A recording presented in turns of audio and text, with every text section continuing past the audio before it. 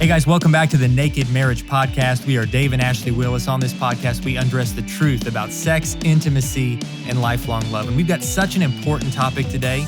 We're going to be talking about what to do when you've got friends or family members who are maybe negative about your marriage, negative about marriage in general. And what do you do with navigating those negative dynamics without letting them being a toxic force in your marriage? Got a quick announcement before we jump in, and that is that the long-awaited book, The Naked Marriage, releases so soon. And Ashley, why don't you tell them a little bit more about that? That's right. It's almost ready to launch, but not yet. You still have time to get the perks. So you can still pre-order the book.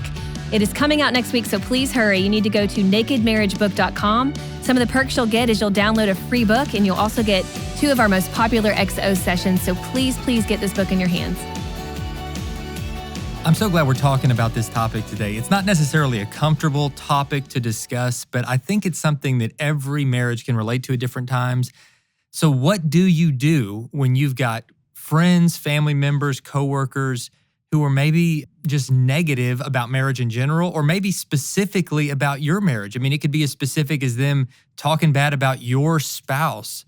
What do you do in those situations to protect your marriage, to create healthy boundaries, and when possible, to preserve all relationships involved? I mean, it's a delicate and sometimes messy situation. It definitely is, and I was reminded of this. I was at Chick-fil-A a couple years ago, just by myself working on some blogs and writing, and I overheard these 2 sweet ladies, like they were, moms, clearly because they had their babies beside them, just kind of talking to each other. But then all of a sudden, the conversation really turned negative. And what it was is one mom started talking really negatively about her husband. And she was just like, literally it was talking about him leaving laundry on the floor. And then instead of just laughing about it or saying, oh, I want to work on that, I need to tell him about it, it was like, yeah, he always does this. And then her friend chimed in and was like, oh no, you will not believe what my husband did. He's terrible at this. And he never does that. He always does this. And they start just talking about all the negative things about their husbands back and forth and back and forth. And, as this kind of person to the side hearing that, and I know, they weren't meaning it to be mean. I think it was just 2 friends having an honest conversation, but it just made my heart sink because I thought, I know they wouldn't want their husbands talking about them in this fashion, and it's not going anywhere good. And it just reminded me that we really got to surround ourselves with people that we can be honest with, but who also keep us from just raking on our spouse and just tearing our spouse down. Because what happens is we go back to our spouse with a negative bend on them. It's kind of like we've only talked negatively about them, so then we see them through this negative light. And I guarantee you when those women went home, they were probably snippy with their husbands because they've already been kind of riled up talking about all the things he does wrong. And so it's going to come out on him because that's kind of what happens. And so we really need to be careful about going down that road. And it's important that we get friends that kind of push us to be, positive. So if you do have a complaint about your spouse, which you're going to have, find a trusted friend that loves you, that loves the Lord, and is for your marriage, and loves your spouse as well, and is for your marriage. You need to talk to them and be honest with them, but also know that they're going to tell you the truth, because that's really what's going to move you forward in your marriage.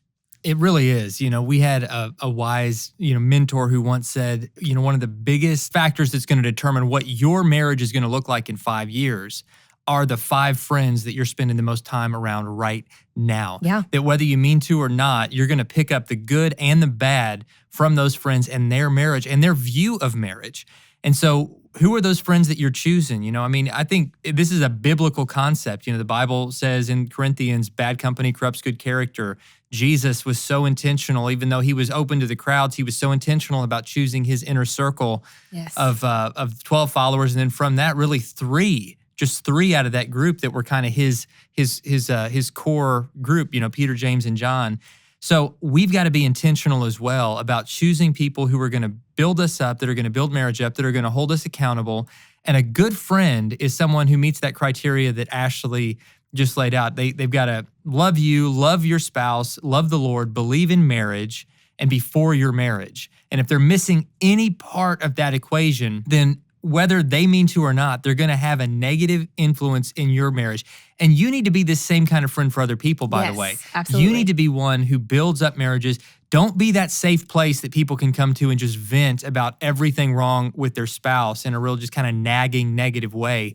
But be someone who's always there to try to kind of turn it back and say, yeah, but what if you guys did this? Or how would you feel if he or she were talking about you the same way? It's maybe uncomfortable to kind of call each other out a little bit, but a good friend will call you out when you need to be called out. It's so true. And, years ago, and I'll share this story openly because my friend talks openly about this, but years ago, I was going on a girls' trip with some dear friends of mine, and I had to ride. For some reason, I didn't drive. I can't remember why, but I rode there with one of my friends, and then I rode back with the other friend. Well, riding there, I was riding with my friend, and she just starts going, to town talking negatively about her husband, and she basically shares with me that she thinks that they're going to get a divorce. And so I start, really listening to her and asking her questions and like, well, what happened? What's going on? And she's like, well, not really anything. I just think that we've fallen out of love, and I'm tired of kind of working at the marriage, and I just kind of want to leave. And, instead of being like, oh, girl, you leave him. If you're bored, just get out of there, which I think happens a lot. I never liked him anyway. He's not good enough for you. Yeah. I mean, instead of doing that, which I think we're prone to do as friends because we tend to want our friends to like us, so we want to tell them what they want to hear. But I just felt God saying, you know what? She has opened the door for you as a good friend of hers to speak truth to her. And I just said, listen, I know things are hard right now. And I know right now, you're kind of on the outs with him and you guys feel like you're just totally out of sync. But I promise that if you get help and you guys decide to fight for your marriage and you really do those things, read the books, go get back into the word, get back into church and surround yourself with other people with strong marriages, you're going to get through this. Because every single marriage, and we can attest to this, right, sweetie? We've been married almost 18 years. Every single marriage goes through hard times. There are going to be seasons where you're down on your spouse. There are going to be seasons where you're not communicating in a healthy way, and you got to get back on track. I mean, that's what marriage is fighting for each other. And let me tell you, my friend rode with me there. Then she rode with my other friend back, and my other friend did the same thing when she started talking about her marriage. She just encouraged her to keep fighting, to get help, to go to a counselor, all those things that we need to do to get our marriage back to a healthy state. And I will tell you guys, about, 4 months from that time, my friend and her husband had a completely different marriage.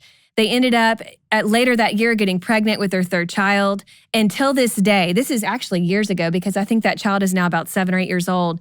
Their marriage is awesome. Oh, yeah. And she does look back. She looks back at that pivotal moment of talking to friends that she knew loved her, loved the Lord, loved her spouse, and are for her marriage. And she listened, and I'm telling y'all, I don't take credit for this. I give God all the credit, but it's being willing to be that friend and to also be the spouse that when we are getting advice, we get it from the right people and allow God to speak truth to us through those people. Yeah. So be that kind of friend. You might change the course of somebody's marriage, their destiny, their lineage for generations to come by being that friend that says, you know what, keep fighting for your marriage. I love you too much to just pat you on the back and tell you it's a good idea for you to walk away from your marriage. And they might get mad at you at first. Yeah, they might. She was not happy that I was telling her these things. Like, oh, if you're a real friend, you would support me because that's what a real friend does. And that's not what that is a twisted, poisonous distortion of what a real friend should do. We don't just blindly support. If your friend says, I'm going to go jump off a cliff, and you say, I think that's a great idea. I want to support your dreams. That's being reckless. Right. And that sometimes friends thinking that they're doing the right thing actually give their friend reckless advice. And that's the opposite of being a good friend. The Bible in Proverbs says, wounds from a friend can be trusted. An enemy will kiss up and only tell you what you want to hear. If you really want to be a friend to somebody, it means sometimes telling them a hard truth that might feel like a sting or a wound at the time, but it's spoken in love. And that's actually a mark of real friendship. Right. An enemy, someone that doesn't really care about you, is somebody that won't get involved enough to tell you the hard truth. And so we've got to be willing to stand up. That's right. Where this gets especially tricky is when the people who are against our marriage are our family members. And, we hear from so many people with these issues. It could be a parent, it could be a sibling, an aunt and uncle, whoever it is, maybe it's your grandparents. Whoever that person is, they're your family members. They're your blood. They're the people who raised you, who did life with you, who've known you all these years. And for some reason, they keep on hating on your spouse. It's a really complicated situation, but it is not healthy. We can't, even if they're our parents, we can't allow our mom or our dad to just rake on our spouse, be negative about them all the time because it really poisons our marriage. And I'm not talking about situations where your spouse clearly wronged you and your parents know about this and they're trying to kind of help you guys get help. I'm talking about parents that just nitpick your spouse, that are constantly tearing them down, or maybe even just trying to physically get you away from them. Like, for example, we hear from people all the time where parents will want to celebrate Christmas with their child and the children, but they will ask that the spouse doesn't come. I cannot tell you how unhealthy that is and how heartbreaking that is. But I will tell you that it does happen a lot, and it's toxic. It is completely toxic to your marriage. And it kind of creates this dynamic where it's like you're separated. And it really hurts your spouse's heart. And I think sometimes we will do these things because we think we're honoring our parents. Like if our mom says, I want you and the kids to come over, but let your spouse stay at home. He or she can go do their own thing. We think, oh, well, I need to honor my mom. This is what she wants this year. But I just want to tell you, you're an adult, and honoring our parents looks completely different when we're adults than when we're children. When we honor our parents as adults, it's showing them respect and often forgiving them, for past mistakes. Yeah. I think we all can learn that. But it's also realizing that we're adults and we can make our own decisions, and we can take into account what our parents say, but we have to make our own decisions based on what's best for our family. And what's best for your family and your marriage is you all doing as much together as possible, and especially when it comes to holidays. Yeah, there has to be unity. God gives us in His Word, like just the loyalty line of where your loyalty needs to lie. First and foremost, we're loyal to God. He's our first priority. And if He's not, then everything else is going to be broken down because He's the foundation. But then our next loyalty has to be to our spouse. If you're married, your spouse needs to be the next most important relationship in your life, next only to God. That's above even your relationship with your kids, and we talk about that dynamic a lot. Because if that gets out of balance, it creates this codependency where when your kids grow up, you're going to be the one sabotaging their marriage because you never really understood that marriage has to be at the forefront. Then after your spouse and then after your kids, then it's your parents and everybody else after that. So as Ashley was saying, honoring your parent in adulthood does not mean obeying your parent. That's only when you're a child. And if you've got that out of balance, or if they do, then there might be some boundaries. A book that we recommend a lot, other than the Naked Marriage book, which you guys should definitely check out, nakedmarriagebook.com. That's right. But specifically about boundaries, there's a book called Boundaries by doctors John Townsend and Henry Cloud. A great resource to kind of help you navigate that. And we actually, if you want to hear more about relationships with your parents and in-laws and marriage and when they're maybe kind of out of balance, we did a whole podcast on this a few weeks back, and you can go back and listen to that. And I highly recommend it if that is an issue for you. But just a real few quick things about this. If you do have a parent or sibling or any family member that is constantly saying negative things about your spouse to you or trying to pull you away from your spouse, you got to stand up. You got to stand up for them. And it needs to come from you, not your spouse, because they're going to forgive you a lot more, easily than they're going to forgive your spouse if there's, kind of a stand that you're taking. So just, simply say, listen, I love you. You are my mom, you're my dad, you're my sibling, whoever it is you're talking to, but I cannot let you talk about my spouse this way. I love him. I love her. And it really is toxic to my marriage. And the best thing you could do for me right now is really to support my marriage. And if you can't say something nice, then please don't say anything at all. And if you're talking to them and they continue doing it, say, listen, I don't want to walk away. I don't want to hang up the phone or whatever it is, but I'm going to have to at this moment until you can speak kindly about them. And if you talk as calm as I'm talking right now, I promise you that eventually there will be peace there, because it's hard to get mad at somebody who's just standing up for their spouse and speaking kindly. And so we just have to be able, have to be willing and able to set those boundaries. Man, that's such good advice. I want to talk just a second to the parent in these situations, right? Okay, so maybe you're thinking, but I see all these unhealthy things going on. My kid's spouse is a jerk, or he's not treating her right, she's not treating her right. I think that there is a place in love to say, listen, because I love you guys and because I want your marriage to thrive and I want you guys to have all you can do, I want to help you in this. I see some struggles that seem to be happening, some maybe unhealthy dynamics. And so I want to serve you in whatever way I can to help you get the help you need. I want to help offer to pay for marriage counseling. I want to volunteer to babysit your kids so that you guys can go out on a date night, or so that you guys can go out. But don't give any advice if you're not willing simultaneously to give help. Yes, Because you that's don't great. have a right to give advice if you're not willing to also offer the help to help them achieve whatever advice that is. Like, look, I really want you guys to help get counseling. And so I want to help make that happen. I want to help babysit. I want to help pay. I want to help whatever I can do to help take things off their plate. Now, I'll say as the dynamic goes, before your kids are married, and I'm trying to remind myself of these principles too, before your child's married, if they're in a dating relationship or even engaged to someone and you see some really unhealthy things, I think that you can like very bluntly in love say, listen, Yeah. I love you. I'm gonna support you. If you end up marrying this person, I'll be your biggest cheerleader and try to support that. But I feel like based on what I'm seeing, that this relationship isn't in a healthy place and that this might not be the best person for you, and you might not be the best person for them. And here are the specific reasons why. And I think that as awkward as that is, that can be appropriate before marriage. Now, once you're married, it's a different game. Once you're married, it's like, you know what? That's your soulmate now. You're married. And I want to support that in whatever way I can. And I want to say what Dave is talking about, telling someone who's in a kind of a toxic dating relationship that they're not good for each other.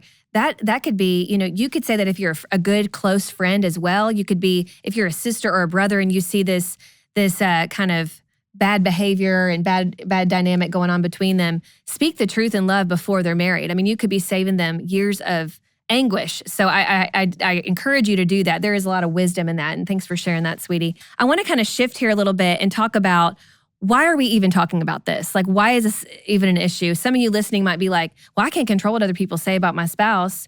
I can't control, their opinion, whether they're my family member or my friend. But I want to tell you this. It is true that you can't control what they say sometimes, but you can always control your reaction. And the reason you need to speak up and the reason you maybe need to change your behavior towards them and get them, to stop talking negatively is that it's going to change you. You're going to be affected by this. You're going to go home and see your spouse in a negative light, and you're going to start having more fights. I guarantee you will. And you're going to start, having more frustration. And the less time you're spending with your spouse and more with this person who's so negative on your spouse, it's going to draw you further and further away from them. And before you know it, you're going to look up one day and you're just going to only see those negative things in your spouse. And a lot of times, even these negative influences alone can often lead to a divorce. And we've seen this happen. Yeah, that negativity, it just plants little seeds of doubt, little poisonous seeds in your mind. And it shifts the way that you see your marriage and the way that you see your spouse. Because if you're being fed all this negativity, you're going to look through a broken lens when you look at your spouse, and you're going to see them through that same lens of negativity. And so while, like Ashley said, you can't control always what's being said, but you can control a lot. You can control, what you'll allow. You can control what environments you're putting yourself into. If going out to drinks with the girls or the guys after work every night is a place where some of these toxic conversations keep happening, stop going. Yeah. And they let them call you antisocial, let them call you whatever, but just say, you know what, I want to go home and spend that time with my spouse. You can be the one who's always standing up for your marriage and refusing to speak negatively about your spouse, and also refusing to be in situations where others are speaking negatively about your spouse or marriage in general. Yeah. I think that we all have a lot more power than we realize. Yeah, and I would be, very slow to ever really talk about your spouse or your marriage with someone who is outspoken about really hating marriage in general. I'm not saying you can't be friends with someone who maybe went through a messy divorce or just never wants to get married because they don't like marriage. I'm certainly not saying that, but I'm saying I would not let them be a confidant that you go to talk about your marriage, because you're going to get negative advice. They're going to, this is how they see the world right now.